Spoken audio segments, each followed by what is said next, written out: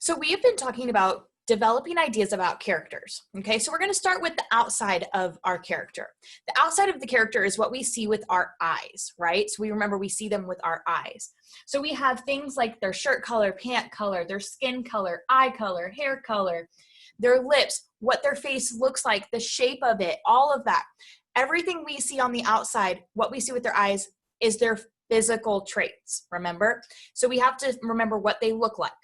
Then we talk about the inside, okay? These are called our personality traits. It's what we learned based on what the character says, does, thinks, or feels, okay? So thinks, we used our brain as a symbol because that's what's happening up in our brain. It's something we think about.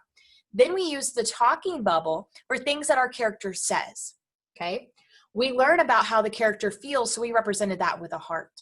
And remember, we represented actions with our hand because we can do things with our hands and we can do things with our feet. So we represented actions with our hand, okay? So on the inside, we have our personality traits. It's what we think, say, feel, and our actions, okay? So now let's look at some sentence stems down below here, okay? So we have my character often, for example, this makes me think. Okay, so let's use Sistine as our example one more time. My character often gets into fights. For example, on the first day of school, somebody threw an apple at her, so she started punching her. This makes me think that Sistine might be angry. Okay, so I used her actions as an example of how she might be feeling. Okay, I used to think my character was because in the text, but now I'm thinking because. Okay, making sure that we're explaining our thinking fully and we're providing text evidence as well. So let's do an example for Sistine.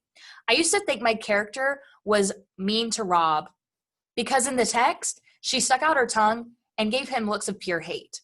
But now I'm thinking that they might become friends because they keep telling each other secrets, important things, like what happened to Sistine's parents, and Rob told her about the tiger.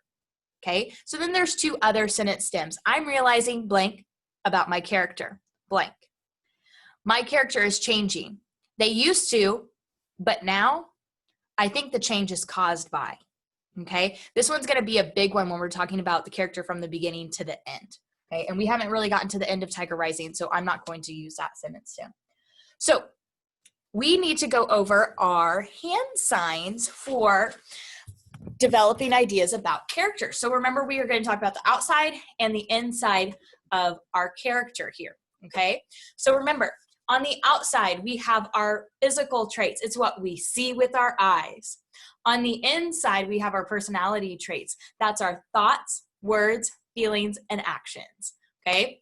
One more time. On the outside, we have our physical traits. That's what we see with our eyes. On the inside, we have our personality traits. That's our thoughts, words, feelings, and actions. Okay, so remember those when we're talking about characters and when you're creating your character map on your own with your own book.